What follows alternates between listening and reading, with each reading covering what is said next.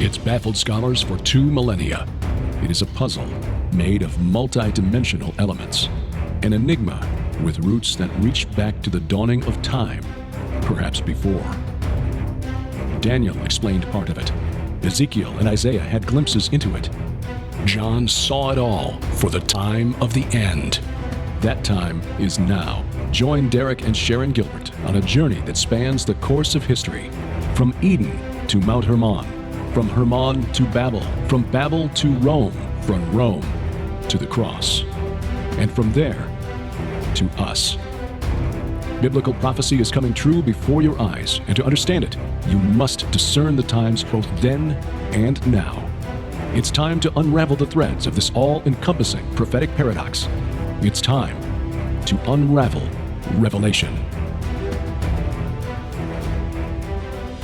Welcome to Unraveling Revelation. I'm Derek Gilbert. I am Sharon Gilbert, and we are back with all sorts of, we hope, nuggets. We've been studying a lot, but first of all, we want to thank Ryan Pitterson. Ryan Pitterson, yes, author of The Final Nephilim, who helped us by joining us for a couple of interviews that you've enjoyed the last couple of weeks. Some fascinating stuff, and what's really encouraging is seeing somebody as smart as Ryan. I mean, he's got a JD from Columbia University, who's seeing some of the same things in end times prophecy that we are. That's encouraging. It really is encouraging, and we've gotten that encouragement from many of you as well. So thank you for writing to us on social media or via email. Either way, we love getting your notes. We have a lot to talk about today, but we want to just quickly cover some of the geopolitics that are going on. We're going to talk about the 10 kings and the 10 horns. Right. But, and I think Ryan got into that a little bit the last couple of weeks, and he really helped me out because I've been fighting some sort of a gastrointestinal bug, and it's really mild, but it's lasted more than 2 weeks, and you had it for a little bit. And the thing is, it makes me so tired. Yeah. And it's difficult to really think, especially when you're trying to cipher through some of these things in end times prophecy when you're just not really feeling energetic. Really not at all. So, we want to take a look at those 10 horns. But there are a lot of interpretations of the Bible and of Daniel and Revelation and Ezekiel that want to give natural explanations for those visions that the prophets had. Right. That's one of the things that Dr. Michael Heiser's work has really helped us to, by applying his work to end times prophecy, it's helped make much of this more understandable to us. First and foremost, that we're dealing with a supernatural phenomenon at the end. The prophecies of Ezekiel and Zechariah and Joel and Amos, those apocalyptic prophecies, Daniel, are dealing with supernatural enemies of God. And by naturalizing and trying to find natural explanations for them, looking for human rulers to fill the roles that are being described, we are, I think, missing a large part of what the prophets were trying to tell us. You know, I love puzzles, and the kinds of puzzles where one builds on another, and you might get to level 4 or something, and suddenly you're lost. The rule is go back to the beginning and try to think through it again. Wasn't that in The Princess Bride? Vizzini said, go back to the beginning. It's a good rule. It really is. Especially in mathematics. It's the same thing. If you're getting to the end and it's not the answer you're supposed to have, go back to the beginning and check all your work.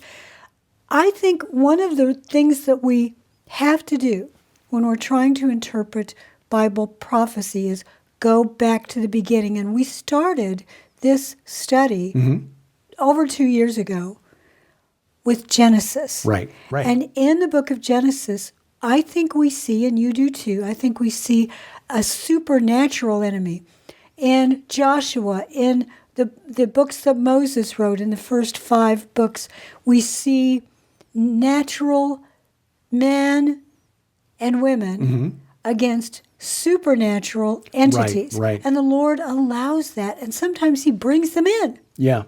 And one of the problems that we English speakers have, and I've encountered this again and again, and I know you do too in our communications with people who have questions about end times prophecies, that we English speakers tend to view the word G-O-D, that 3-letter word, with a very specific meaning. We treat it as though it's a proper name. It always has to have a capital letter, and there's one and only one. Right. And that's based on what we were taught by our pastors, and that's based on what they were taught in seminary. But that is not the worldview of the prophets and the apostles. No. They understood that the gods of their neighbors were real, but were fallen. Many of them were fallen. That's why John wrote in his letter, one of his letters, that is, that we are to test the spirits, for not all are from God. I know. And God himself in the Bible calls them gods. Psalm 82, though you are gods, all of you, sons of the Most High, like men you shall die. I know. So, if you think this is interesting and it's brand new to you, I would recommend The Unseen Realm by Dr. Michael Heiser.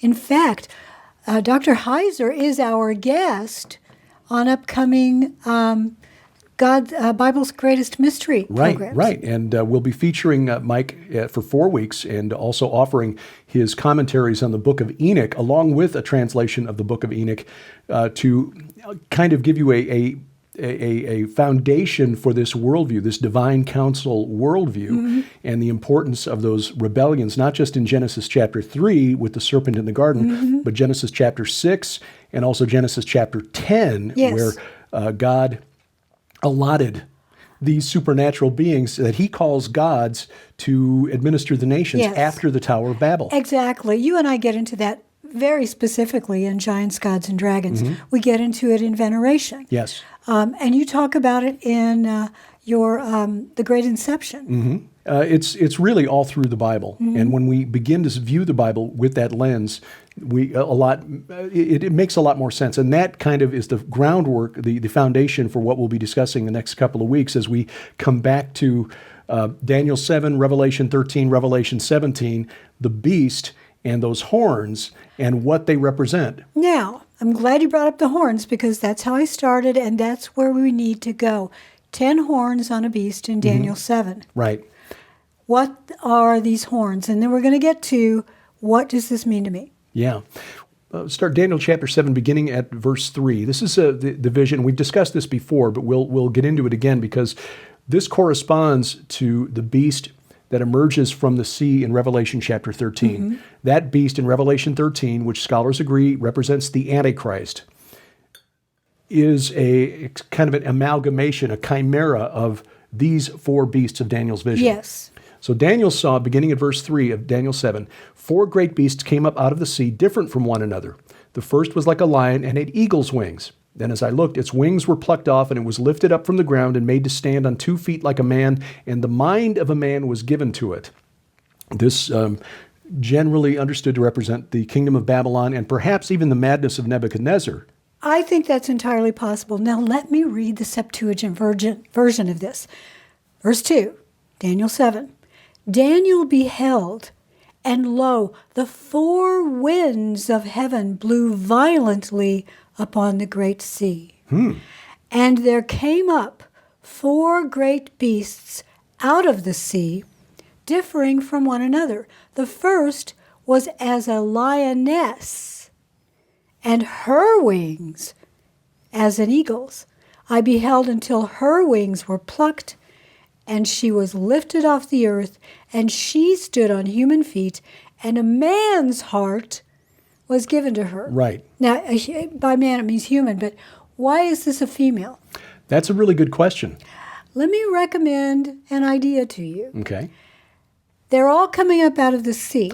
Right, which, by the way, in the Hebrew is Yam, which was the word the Canaanites used for their chaos monster. Exactly. They're the all coming up Leviathan. From an entity that goes back to Genesis. Genesis 2, 1 verse 2. Yes. This entity is connected to them in some way. And it may be in the way that I can wear finger puppets and make them all seem to be like they're 10 different entities. Individual characters, right. So these entities are coming up from that ancient chaos dragon. Well, the chaos dragon is sometimes a female. That is true. Tiamat is the Sumerian equivalent, and Tiamat was the female consort of Apsu that was the male freshwater underground abyss. That's where we get the word abyss, by the way, is the Apsu or Abzu from Akkadian Sumerian. And Absu is also the name of an ancient dragon. Yes, exactly. And again, the consort of Tiamat, and it was Tiamat got upset because the clever god Enki, the lord of the abyss, lord of the Apsu, enchanted him and then slew him and then took his body as his domain, the Apsu, the underground freshwater domain. And that's when Tiamat said, okay, that's it. We're going to go to war with the gods. That's the Enuma Elish, which is the Babylonian fake news version of creation. Exactly. A lot of what we're talking about here is the fake news version. Right. It's the fallen realm trying to convince mankind that this was the creation myth. This was how man was made. This was how we came down here to help you because you were so stupid you got yourself kicked out of Eden. Wasn't our fault, but we're helping you out.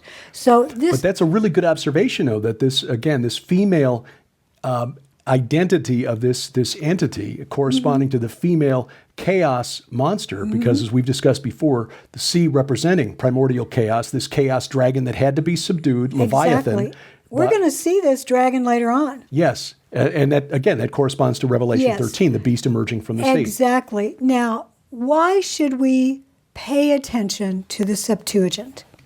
You want to just weigh in on that? The Septuagint was translated beginning in the 3rd century BC. Ptolemy II, who was the king of Egypt, one of the Greek successor kingdoms after Alexander the Great died, and he commissioned 72, hence the name Septuagint, 72 Jewish scholars to translate their scriptures into Greek, because Greeks loved to discuss philosophy and religion, and they wanted to know what it was that these new subject people under their domain believed. And so that was began the process. The Torah was certainly complete before the end of the 3rd century BC. As we've discussed before, it's certain that Daniel was complete prior to the wars of the 3rd and 2nd centuries BC, which Daniel prophesied with such precision that skeptics believe it had to be written after the fact, but not so. No, it wasn't. It was prophecy. So anyway, that we look at the Septuagint because it gives us a window into what Jewish religious scholars believed about their scriptures in the centuries before the birth of Jesus. The Masoretic text, which is what our Old Testament in English are based on, those weren't completed until about 1000 AD. A friend of ours named Doug Woodward has written a 2-volume set called Rebooting the Bible, and he shows some of the differences between the Masoretic text and the older Septuagint. And usually when there are tweaks, there's nothing doctrinal in there about the nature of God that has been changed, but it does de-emphasize the existence of these other entities in the spirit realm. In the Masoretic text. In the Masoretic text, right, which, again, is what our English Bibles are based on. So they were trying to erase the second power in heaven. Right. Which is Jesus. Yes. When the angel of the Lord appears in the Old Testament, that is a Christophany, and Jews did not like the fact that Christians were pointing to that in the scriptures and saying, we know who that is. That is Jesus of Nazareth, whom you killed, but who was raised on the 3rd day. So hallelujah, praise the Lord for these 72 scholars Amen. who put together this translation from Hebrew into Greek, because this is the Bible. That Greek Bible is what the disciples read. Exactly. So they would have known this, and John certainly drew on this when he wrote the book of Revelation. So interesting here that it's a female. So we've got the lioness in the Septuagint. Can I just say that Inanna is also represented by lions? Exactly. Yeah. So the second beast, verse 5, another beast, a second one like a bear. It was raised up on one side. It had 3 ribs in its mouth between its teeth, and it was told, arise, devour much flesh. Okay, stop there. The Septuagint is very similar. And behold, a second beast like a bear, and it supported itself on one side, and there were 3 ribs in its mouth between its teeth. And thus they say to it. Okay. They say to it, presuming it's the ribs. Yeah. Arise, devour much flesh. Now, that's an entirely different viewpoint of that scene.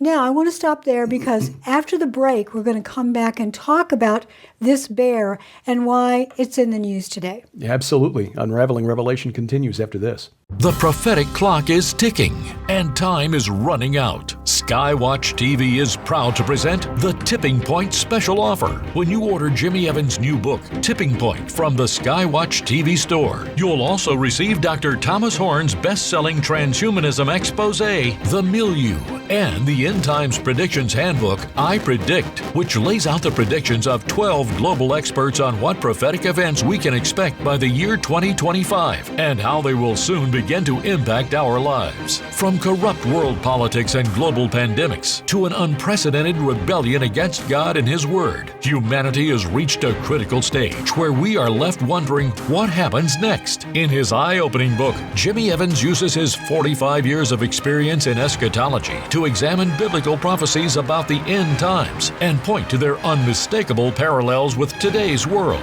With clear, insightful analysis of Scripture, he answers many timely questions, such as, are we actually living in the end times right now?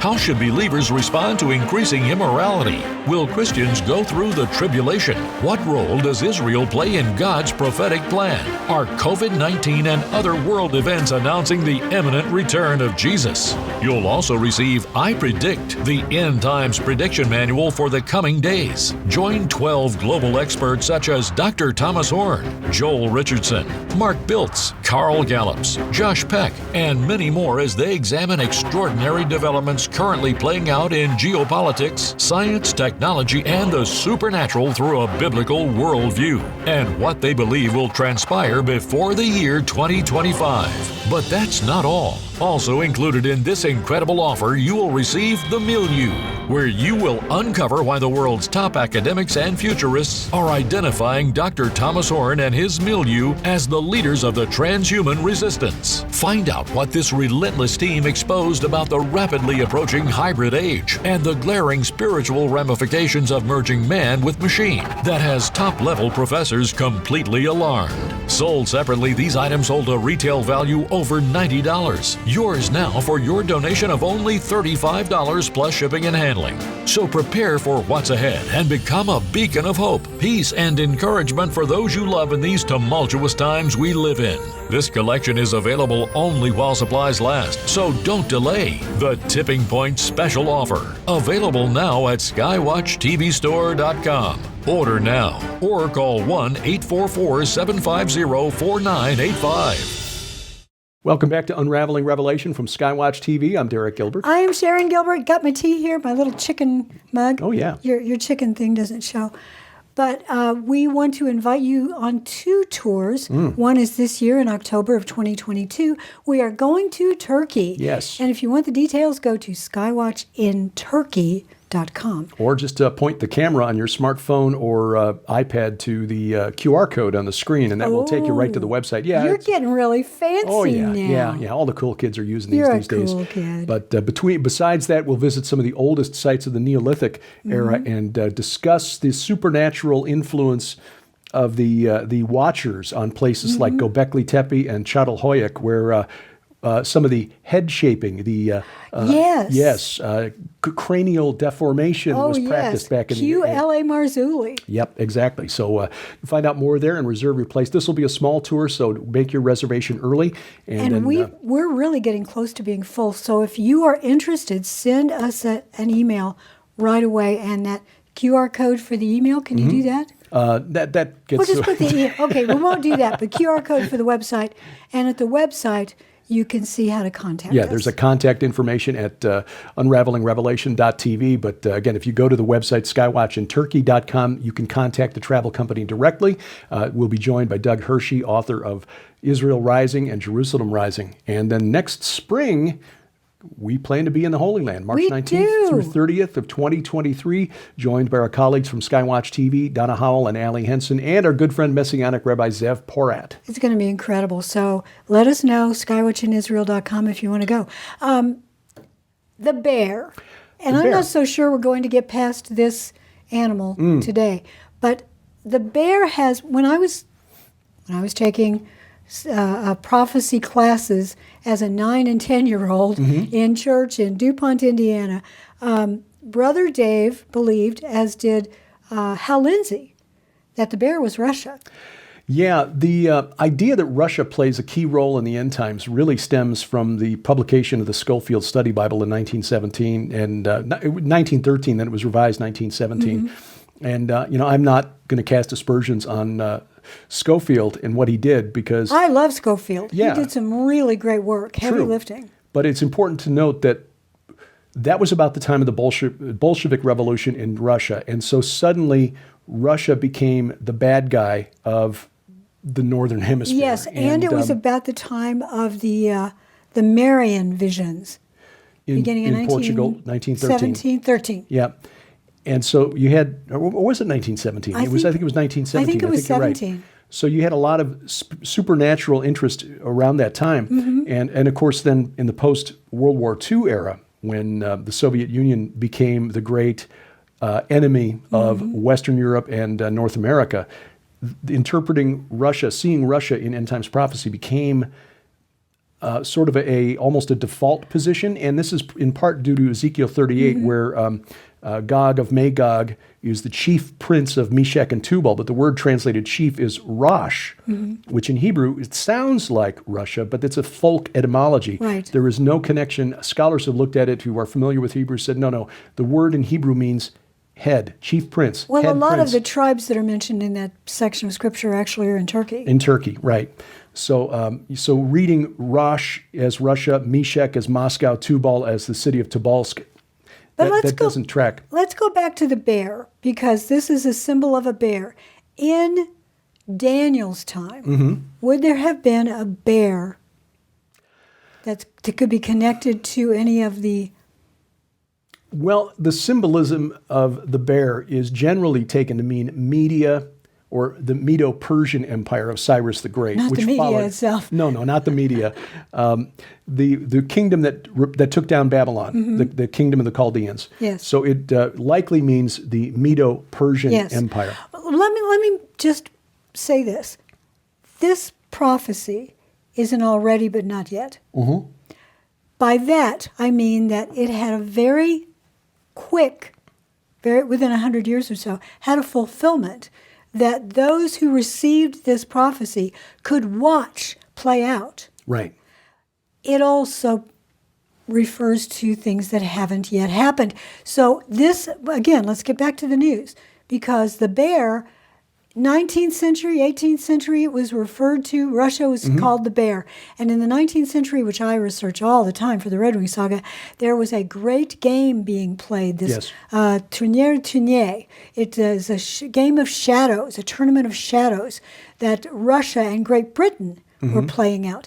Then by the time the turn of the century, the 20th century happened, the United States got in there. And so Great Britain and the United States were against Russia after the Russian Revolution. Prior to that, they actually worked together, but still, Great Britain, if you look at the political ideas and the treaties that were going on, they did not trust them. They did not, even though Queen Victoria was related to Nicholas. Yeah, most of the competing kingdoms in late 19th, early 20th century Europe and Asia were related by blood. Yes. At least they're heads of state, they're royalty. Exactly. But I think the key thing, I just want to point this out, that Ezekiel 38 and 39 is really the foundation on which a lot of end times prophecy is based. The assumption that Russia is going to lead this coalition. And that's why I want to spend so much time on it. And I'm glad, because I spent a lot of time on that in Bad Moon Rising, also Last Clash of the Titans. And I just want to put this out there as sort of a premise for what we'll go into more in depth next week, that when you compare that prophecy of Ezekiel with the apocalyptic prophecies in Zechariah and Joel, Zechariah and Joel make it clear, especially in Zechariah 12, verses 2 through 9, and Zechariah 14 as well, that this is a global war. This is a world war. This is not Russia and its allies with Iran, and then somehow Sudan or Ethiopia and Libya are going to be part of this coalition. What Ezekiel was saying was that all of the world, because the nations that he named were the nations as far away as his readers would have been familiar with, to the north, east, west, and south. And that's consistent with what we see in Zechariah. I'm about to make Jerusalem a cup of staggering to all the surrounding peoples. The siege of Jerusalem will also be against Judah. On that day, that's the day of the Lord, the day of Yahweh, I will make Jerusalem a heavy stone for all the peoples. This is a global conflict, not just a conflict of some of the surrounding nations in Asia with Israel. Now let's go back to the beginning again. You know the rule. Go back to the beginning. In Genesis, I believe it's very clear that it's the start, a reference to a supernatural war that probably began before Adam. I agree. Yep. So we've got supernatural players in the Old Testament, supernatural players in the New Testament. Jesus did battle against the giants. Yes. The spirits of the giants, the demons, he did battle against the giants, kids. So the spirits behind the bear, let's say. Right. Now, let's just bring it to where we are today. We're all looking, as we're recording this, Russia is poised at the borders of Ukraine. There are Russian separatists who are in Donetsk and Luhansk, and they want to overturn the leadership.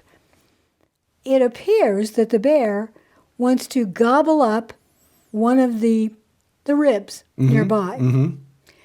But there are spirits that I think, now I may be wrong, but I think there are spirits who look at these prophecies. They don't see the clarity of it. They don't understand how it will be fulfilled to the letter. So they're trying to make it happen. I think you're right.